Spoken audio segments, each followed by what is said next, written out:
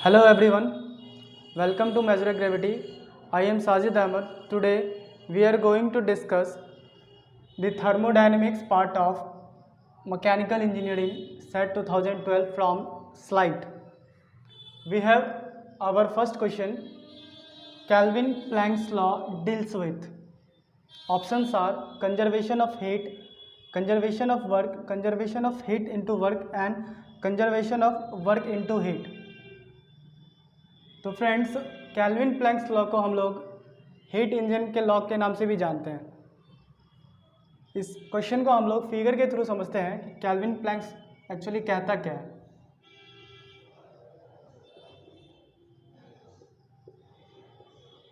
Kelvin planks के according अगर हम किसी हीट इंजन में टेम्परेचर प्रोवाइड करते हैं तो उसमें हीट जनरेट होता है एंड वह उस हीट को वर्क में कन्वर्ट कर देती है।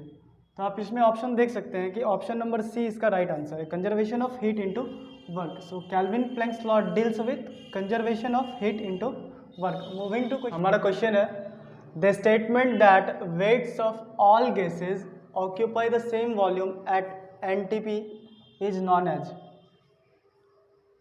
Dalton's law, Joule's law, Avogadro's hypothesis and चॉस लॉ। तो इसका राइट ऑप्शन है हमारा सी, एवोगैड्रोस हाइपोथेसिस।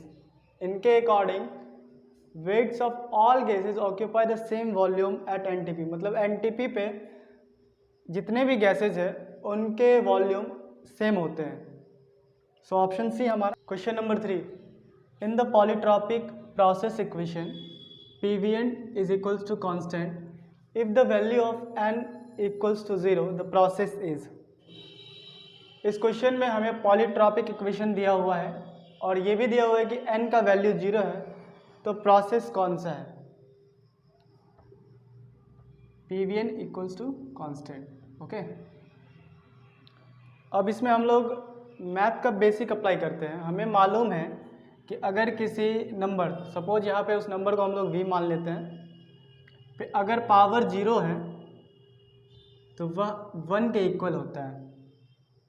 तो यहाँ से हमारा क्या होता है कि अब तो ये v to the power n that is v to the power 0 equals to 1 हो जाता है। तो ये हो जाता है प्रेशर हमारा कांस्टेंट हो जाता है। तो हमें मालूम है जब भी प्रोसेस में प्रेशर कांस्टेंट होता है उसे आइसोबैरिक प्रोसेस बोलते हैं, यानी वह प्रोसेस जिसमें हमारा प्रेशर कांस्टेंट है। तो अब चलिए ऑप्शंस देखते हैं। तो इसमें हमारा first option constant pressure process, ये इसका राइट आंसर है। Let's see question number 4, which of following is not a point function.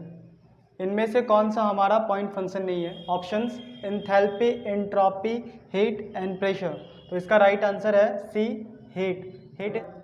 Second law of thermodynamics defines. Question है हमारा कि सेकेंड लॉ ऑफ थर्मोडायनेमिक्स किसको डिफाइन करता है? इसका राइट आंसर है एंट्रोपी। बाकी जो लॉज हैं उनको भी हम लोग देख लेते हैं, जैसे जीरोथ लॉ, यह थर्मल इक्विलिब्रियम को डिफाइन करता है।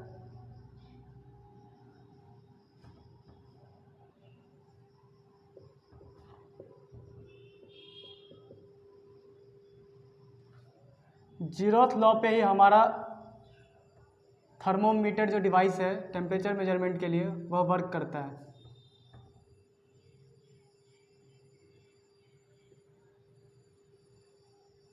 आप इसे याद रखेंगे, ये डायरेक्ट क्वेश्चन पूछे भी जाते हैं कि थर्मोमीटर किस लॉ पे वर्क करते हैं। तो इसका राइट आंसर होगा जीरोथ लॉ, फर्स्ट लॉ। यह कंजर्वेशन ऑफ एनर्जी पे वर्क करता है।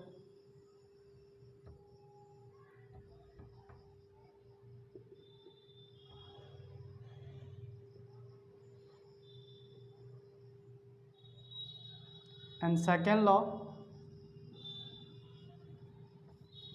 works on entropy.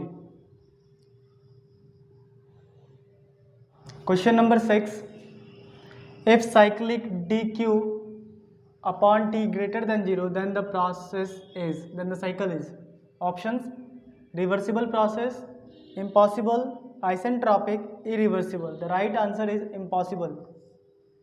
When cyclic integral of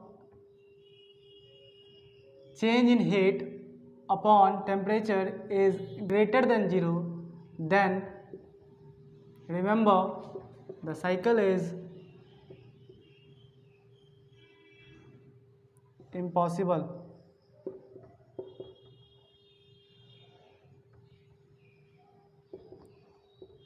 Let's move to question number 7.